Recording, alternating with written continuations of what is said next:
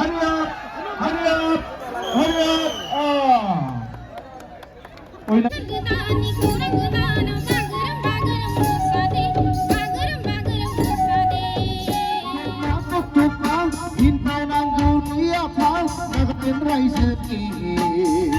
Political rights for another video.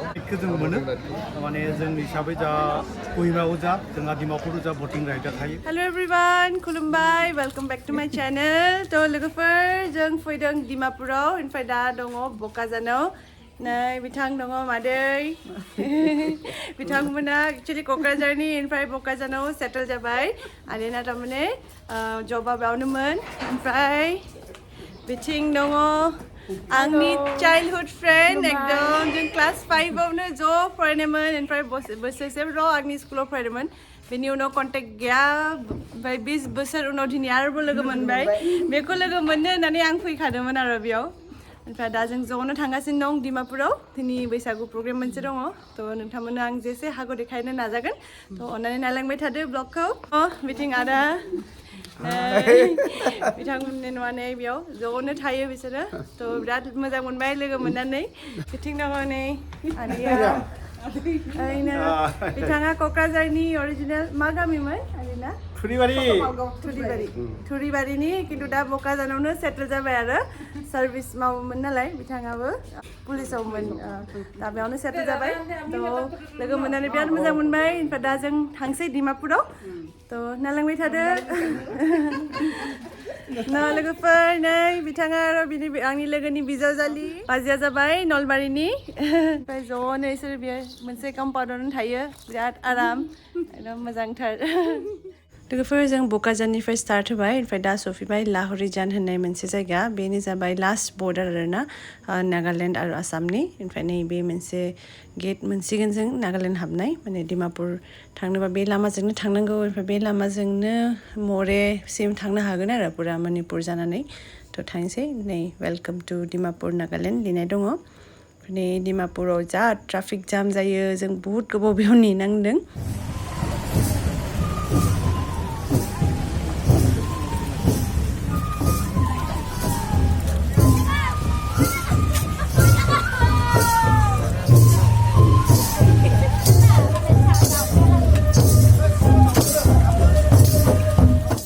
मोनसे cultural procession खालामदोंमोन आरोना माने बायखोन्दा नोगोरिसिम जि जायगायाव दिनैनि प्रग्रामा जागोन बैसागु फांसना बे जायगानिफ्राय बायखोन्दा नोगोरिसिम एसे गोजान थ' बेनिफ्राय थाबाय फैबाय प्रसेसन खालामबाय रेलि ओमफ्राय बायखोन्दा नोगोरिनि ब्लगखौ आं आलदा बानायनोसै दिनै बारा देखायला ओमफ्राय बेयाव मानसिफ्रा दसे थानानै ओमफ्राय जों फैफिनबाय दा जि जायगायाव प्रग्राम जागोन बे जाबाय आरबान हाट होनो आरोना डिमापुर नागालेण्डआव एसे बारा गोजान नङा खाथियावनोमोन ओमफ्राय दा बेयाव अलरेडि आलासिफोरा जिरायखाबाय ओमफ्राय दा फार्स्टआव माने मोनसे मोसानाय जागोन बेनि उनावनो दिनैनि प्रग्रामा स्टार्ट जासिगोन थ' नायलांबाय थादो अननानै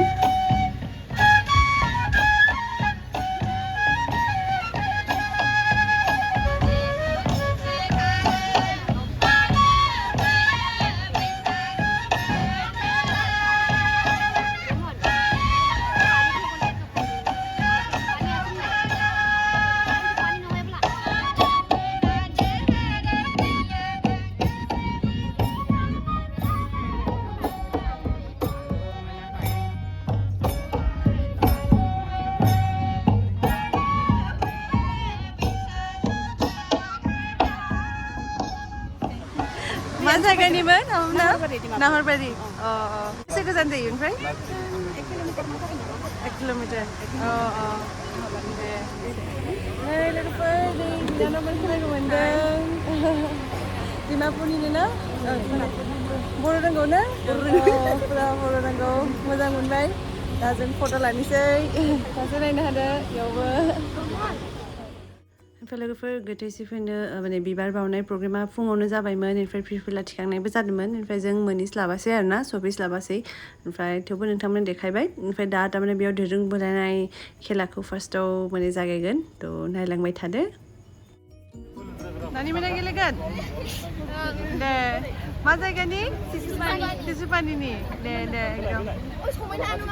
बोलो होथार एकदम Nani khalambai Bisabai Gulaghatni ma namman nani kang Mainaw Khaklari na Bisayaw lwgwmwnbai thini aro yaw lwgwmwnlaibai Mani na Madi apa Gulaghatni Sisupani ni Mwnai lwgwmwnbai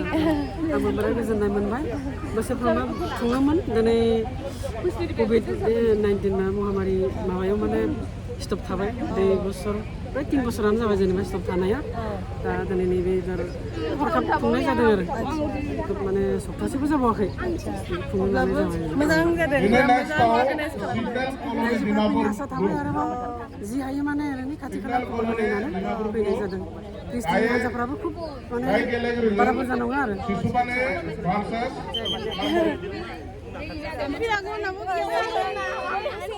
मोनसे नानिमोन खालामनायनि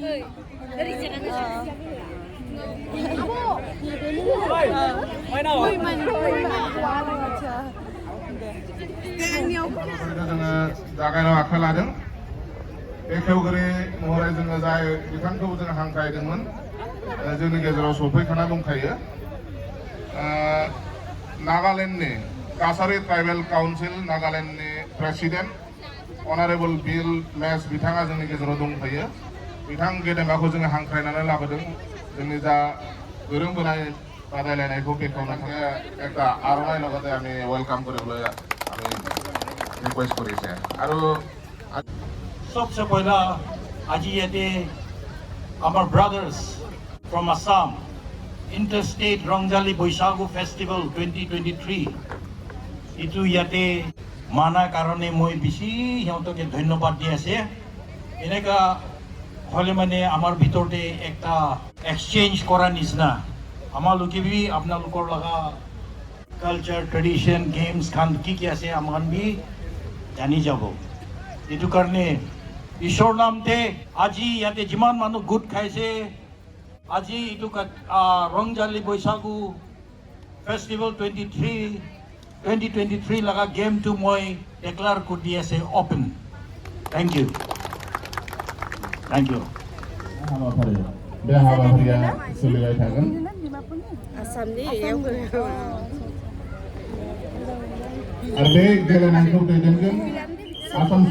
Big hands. Yeah, बेसी भालो छ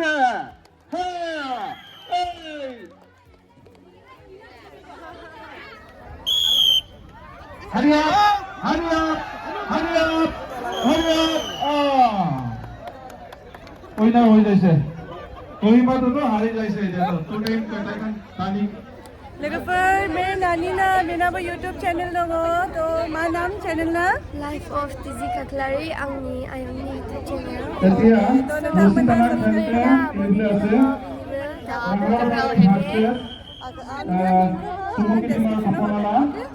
अन्नानै बयबो साबस्क्राइब खालामना होदो नानिमोननि चेनेलखौ खालामना होदो खनसे लोगोफोर नै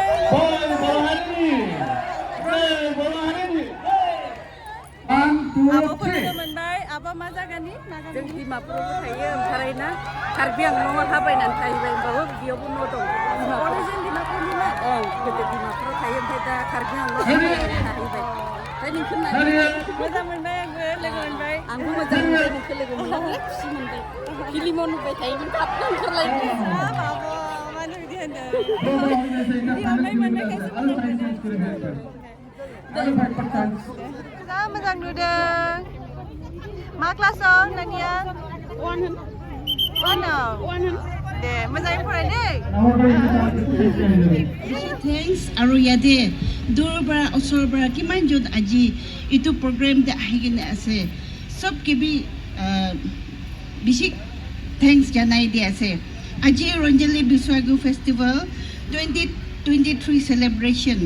ami khan Dimapur de Korea karone bishi khushi janai de ase on behalf of Nagaland Kachari Tribal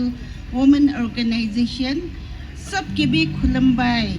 aro aji cultural troops aro guest artists khan ke sab ke best wishes aro itu program to open kuri di ase gazanthang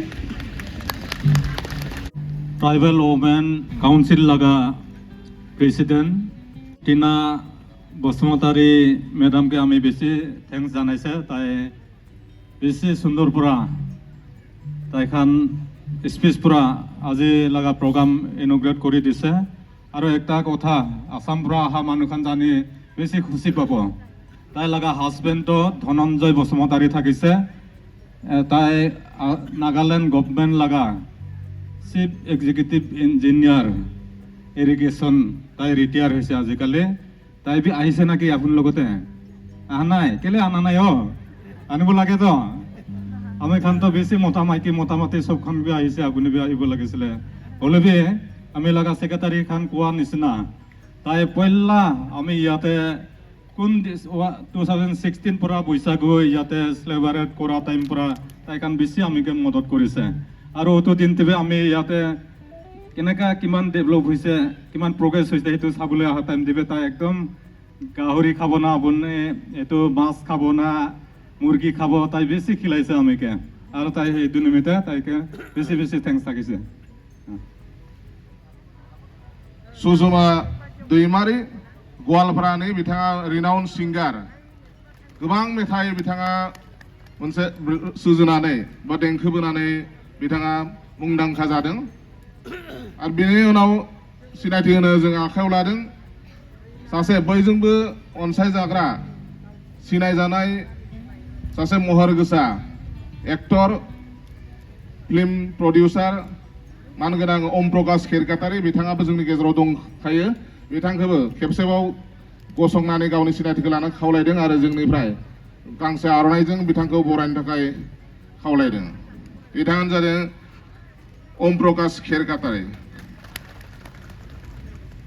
बेनि उनाव जोंनि गेजेराव दंफायो देरहासार Narzary BTR बाक्सानिफ्राय सफैनो हानाय देरहासार नार्जारि बिथाङाबो जोंनि गेजेराव दङ जाखांफुनाय सासे देंखोगिरि बिथांखौबो सिनायथि लाना खावलायदों आरो गांसे आर'नाइजों जोङो मेथाइ खननो थाखाय आर'नाइजों बरायनो थाखाय जों खावलायदों गासैनिसिमबो गोजोन हामलायथि बावहरबाय जोंहा BKWCनि मावफुं सोद्रोमा प्रडिउसार गियारि सारा दाखालि आंखौ लोगो मोननायाव खावलायनायलाय आङो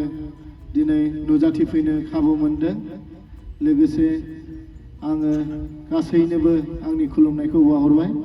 आं दा दोंसे आंनिनो फेस्ला मेथाइजों जागायनो आखायाव लाबाय बे मेथाइखौ लिरदोंमोन बर' सावथुन मुलुगनि मुंदांखा फेस्ला फावखुंगुर मेन्डेला ब्रह्मआ जानांगौ नोंथांमोना खोनाखाबाय जों सानैजों रोजाबदों दा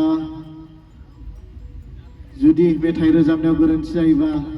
सेन्देलखौ गोजामखौ खुबैनो नाङा गोदानखौ खुबैबा आङो गाननो हागोन मानो होनोब्ला सेन्देलबो बायनो हायाखै जुथाबो बायनो हायाखै EM सारनि गोजामखौसो गाननानै फैदों आं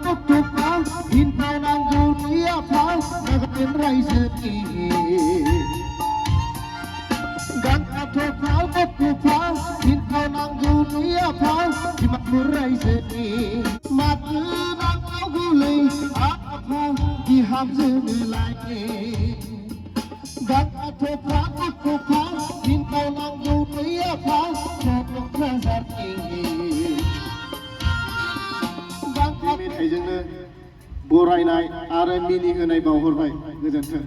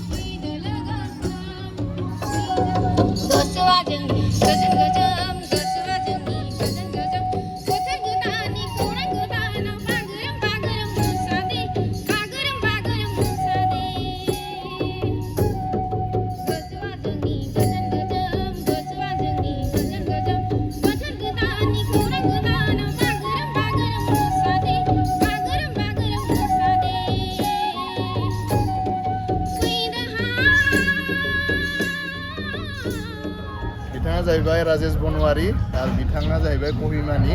आरो बिथाङा बर' वेलफेयार ससाइटिनि दा सेक्रेटारि। खुलुमबाय सिगाङावनो जों बड'फार ससाइटि कहिमानि जानानै लोगोसे जों नागालेण्डआव थानाय हिसाबै जोंनि बर' ससाइटिया गोबां बोसोरनिफ्रायनो बिदि अर्गानाइजेसन खुंनानै दोङो बिनि थाखायनो दा जोंनि लोगोसे आरो जोंहा नानि सासे दोङो जोंनि बड' वेलफेयार ससाइटिनि आइजो ब्रान्चनि बियो आइजो सेक्रेटारि भारतिवारी दिनैथ' प्रग्रामाव फैनानै अनेक जोंनि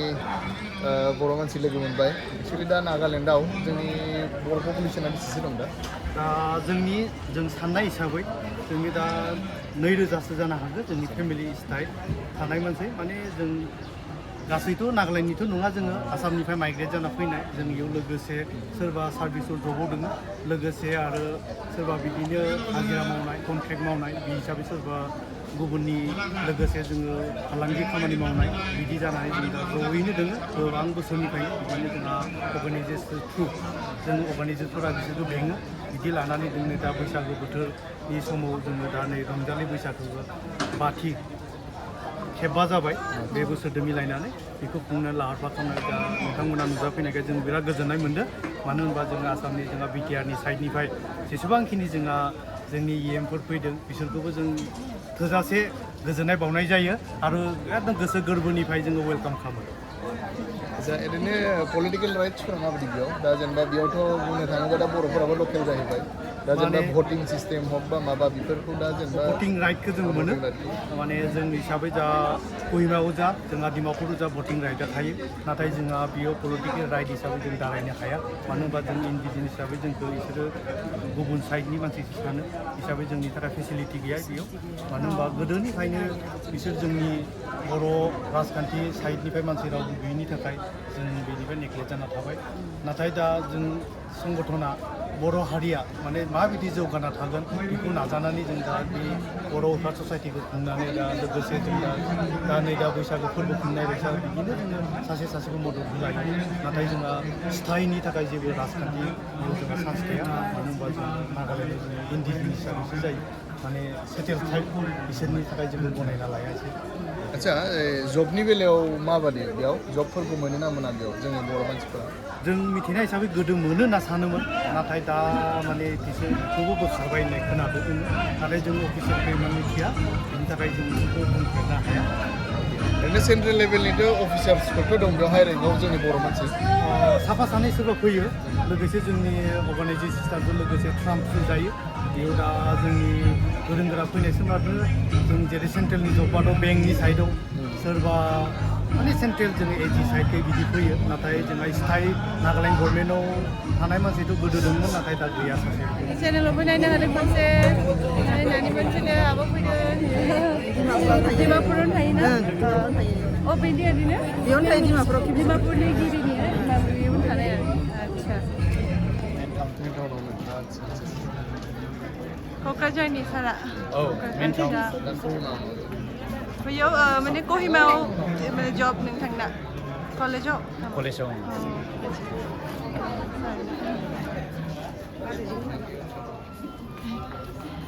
खुलुमबाय दे बयखौबो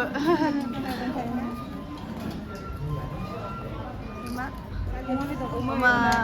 लाब्रा नारजि मैथा अनला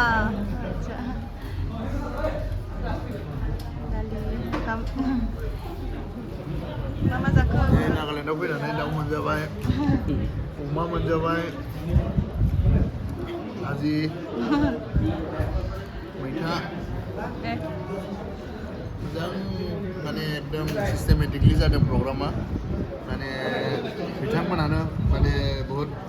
थेंक्स होनांगोन मानोना बहुत माने बिसोरो खस्थ' खालामदों जों कहिमा बड' वेलफेयार ससाइटिनि जानानै जों दा मोनसे जों सिनायथि होनो सानदों जोंनि कहिमा बड' वेलफेयार ससाइटिनि जोंहा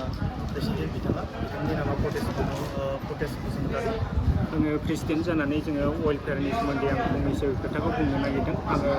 2008निफ्राय बे कहिमानि माबायाव थानाय बर'फोरखौ लानानै फार्स्ट जोङो फिसा मोनसे समाज बायदि इउनिटि दाग्रोदोंमोन बिनि उनाव जोङो बड' वेलफेयार हिसाबै नाम दोननानै बेखौ जोङो दानाय जादों बेनिफ्राय जोङो बेबायदिनो हारिनि मोनफा मोननै खामानिखौ मावनो सुरु जाबाय बेनिफ्राय जोङो मानसिफोरनि बेबायदिनो दुखु खस्थ'नि माबाफोर जेंनाफोर थानायफोरखौ जों सुस्रांनो माने थाम थिम जाबाय बेबायदिनो सोरबा एक्सपायार जानाय सोरबा लोमजानाय बेफोरबायदिनो जोंहा बेयाव नागालेण्डआव फैनाय मानसिफ्रा बिमा बिफा गैयै गार्जेन गैयै मानसिफोर फैनानै थाफैयो बेबायदिनो जोङो हार्ड लेबार खालामनानै जाग्रा जाथि जोङो बेबायदिनो हार्ड लेबार खालामनानै जानानै जोंहा दुखु खस्थ' सोरबा बेमार आजार जायोब्ला ट्रिटमेन्ट खालामनो जोंहा फेसिलिटि मोना बेनिखायनो जोङो बे ससाइटिखौ बानायनाय जादों बेनिफ्रायनो जोङो बे ससाइटिनिफ्रायनो थाइसे थाइनै माबा खालामनानै जों ट्रिटमेन्टबो खालामो आरो जोङो लास्ट सोरबा आसानकै एक्सपायारफोर जायोबा जोङो डेड बडिखौ गावनि जायगायाव जोङो दोनहैनाय जायो आरो जोंनि ससाइटिया बेनिसिम खामानि मावगासिनो दङ दासान्दि लोगोफोर जोंहा क'क्राझारनि बिथाङा ओमफ्राय दा डिमापुराव हाबा जाफैबाय बिथांनि मिस्टार डिमापुराव बबाव थायो नाहरबारि नामखौ खोन्थाना होदो नामा नोंथांनि नामखौ रंजन आंनिया फोरमायनोसै थाङोना क'क्राझाराव मालाय जोंना सिंगारा बहुत गोबावनि उनाव लोगो मोनबाय मोजां जादों आरोबाव खननो मा खननोबाय नायनोसै चान्स मोनबा खननोसै खननांगोन बाजैनि चेनेलखौ बयबो अनसायदो दा नागालेण्डआव दंफैयो बिथाङा दाखालि बावैसो बांलादेशआव थांदोंमोन ओमफ्राय खोनानो मोन्दों बे साननैसो उनाव आमेरिकायाव थांगोन होननानै बेखायनो एसे नोंथांमोना बिथांनि चेनेलखौ अनसायखा आरो नायनानै ला बिथाङा आमेरिकायाव थाङोबा मा देखायो बेनो आं दा बुंसै आमेरिकायाव थांनाय प्लेन गैया खिन्थु इसोरा दा बिथांनि अननायाव जुदि थांनो मोनोबा माने जायोना बुंबा बे जाफ्लाङो बिदा जानोबो हागौ थेंक इउ बिदिनो बुंबाय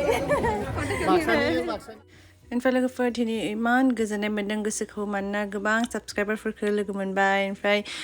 दा आंनि भिडिअनि गेजेरजोंनो नोंथांमोननिसिम आंनि गोसो गोरबोनिफ्राय रोजा रोजा साबायखर हरबाय आब'मोन बिनानावमोन आदामोन जाय दिनै आंखौ लोगो हमनो फैदों स' थेंक इउ स' माच ओमफ्राय लोगोफोर दिनैनि ब्लगखौ आं बावनो फोजोबनोसै ओमफ्राय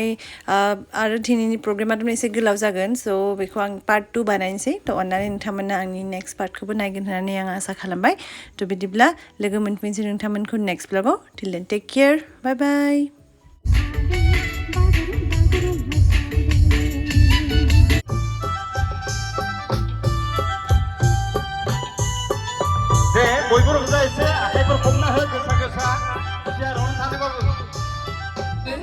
आरो आंबो मोसाफागोन आरो सारमोनाबो बेयावनो दं सबबो रंजानोसै ज' ज'